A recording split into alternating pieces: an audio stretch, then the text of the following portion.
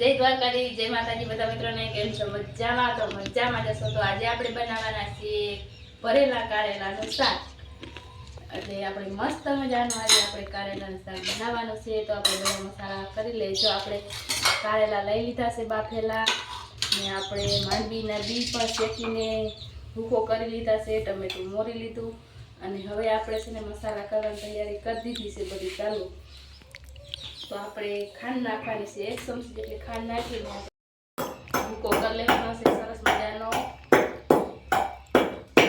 પછી આપણે લીધું છે બાલાજી સવાણું, ફરસાણમાં આપણે લીધું છે બાલાજી સવાણું, એનો પણ આપણે સરસ મજાનો ભૂકો કરી અને પછી આપણે મસાલો સરસ રીતે બનાવીને છે કારેલા ભરવાનો છે.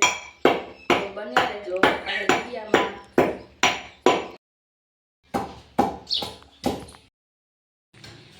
તો આપણે સવાણાનો પણ ભૂકો કરી લીધો છે, જોઈ શકો છો. આપણે સરસ મજાનો સવાણો ખાંડી લીધો છે. તો હવે આપણે બધો મસાલો બનાવી લઈએ. તો થોડોક આપણે ચણાનો લોટ નાખવાનો છે,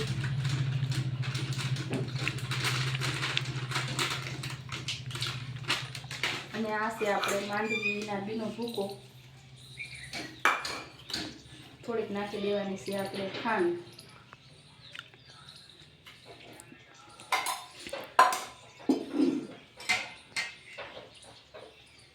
થોડીક આપણે લાલ મરચાં પાવડર નાખી દેવાનું છે, અને સ્વાદ પ્રમાણે મીઠું અને થોડીક હળદર આપણે નાખી દઈશું.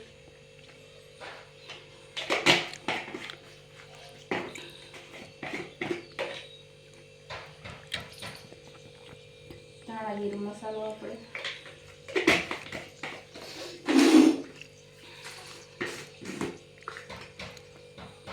અને આપણે જેટલો લોટ નાખ્યો એટલો જરા ચોખા થાય એટલો જ આપણે મીઠું નાખવાનું છે. કારણ કે આપણે ફરસાણમાં સવાણું લીધું છે એ પણ થોડું ખારું હોય એટલે આપણે જાજુ મીઠું નથી નાખવાનું.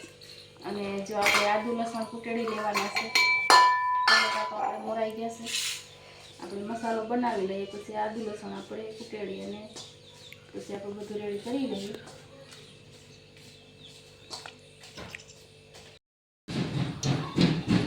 તો જોઈ શકો છો આપણે કારેલામાં સરસ મજાનો મસાલો ભરાઈ ગયો છે.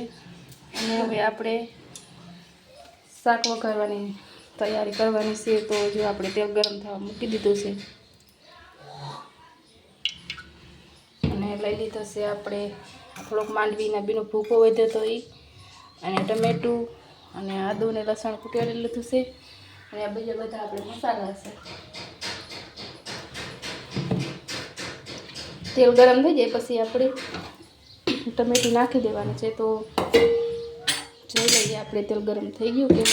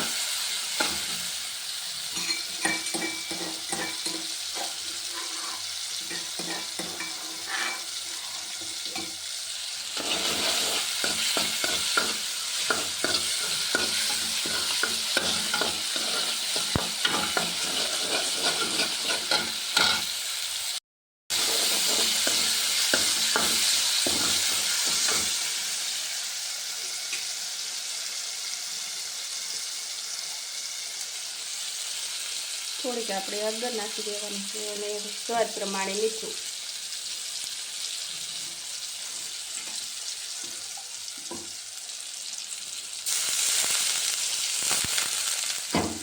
થોડું પાણી નાખી અને પછી આપણે હલાવી લઈશું.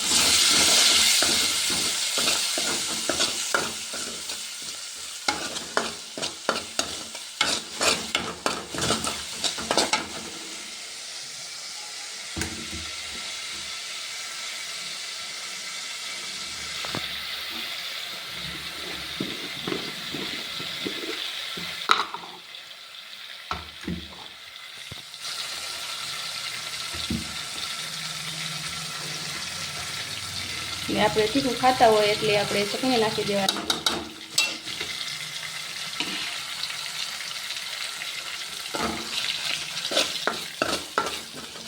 ચટણીનો વઘાર પાકી જાય ત્યાં સુધી આપણે હલાવતા રહીશું.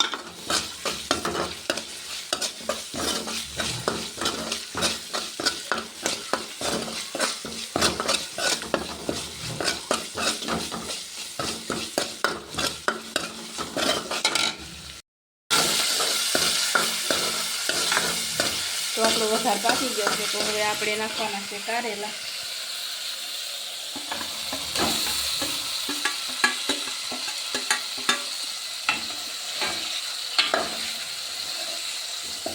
ધીમે ધીમે મિક્સ કરી દેવાના છે. આપણે થોડી વાર તેલમાં ફેરવવાના છે. જો આપણે લોટ છે ને સરસ પાકી જાય.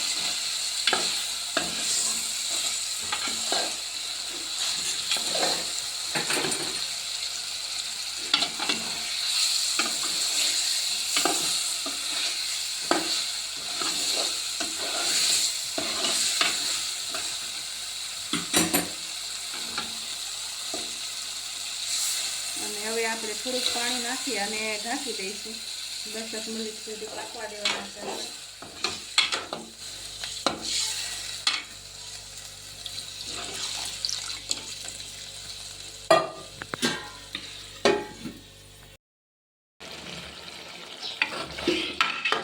તો આપણે શાકમાં પાણી નાખ્યું છે, બળી ગયું છે સરસ મજાનું કોરું મોરું શાક થઈ ગયું છે. તો હવે આપણે એમાં નાખી દઈશું જે માંડવીનો ભૂકો હોય તો એ થોડુંક આપણે નાખી દેવાનો છે.